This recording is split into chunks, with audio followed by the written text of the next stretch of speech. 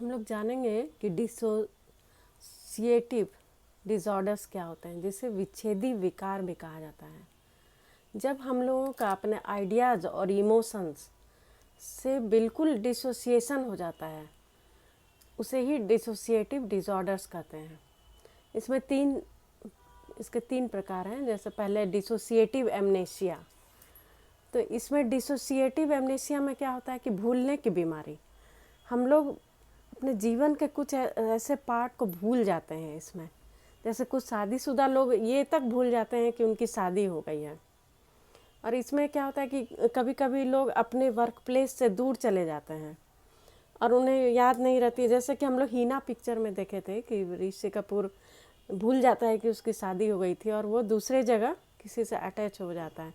और इसमें होता है कि अचानक से याद आता है एक दिन, और जब उसे अचानक से याद आता है तो वो अपने बैक जीवन में वापस आ जाता है और उस समय की बात उसे भूल जाती है। तो इसमें लोग भूल जाते हैं अपने जीवन के कुछ पार्ट को। और दूसरा है डिसोसिएटिव आइडेंटिटी डिसऑर्डर, जिसमें कि व्यक्ति में मल्टीपल पर्सनालिटी हो जाता है। उसके एक ही पर्सनालिटी में कई प्रकार के पर्सनालिटी शामिल हो जाते हैं। और ये बचपन में किसी ट्रॉमेटिक एक्सपीरियंस होने के कारण होता है।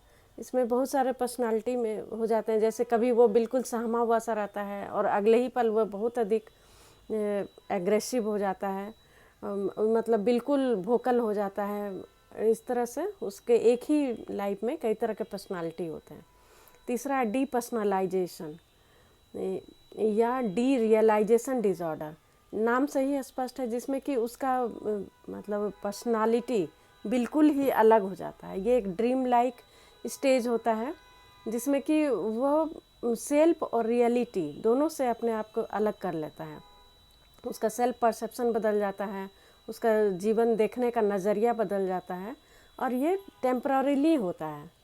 तो इसे डीपर्सनलाइजेशन कहते हैं। इसमें भूलने मतलब डिसोसिएशन फ्रॉम रियलिटी हो जाता है इन डिसऑर्डर्स में। हम लोगों ने गजनी फिल्म भी देखा था, जिसमें कि हम लोग देखते हैं कि आमिर खान जो 15 मिनट के लिए बिल्कुल भूल जाता है लाइफ को। इसे ही डिसोसिएटिव एमनेशिया कहा जाता है।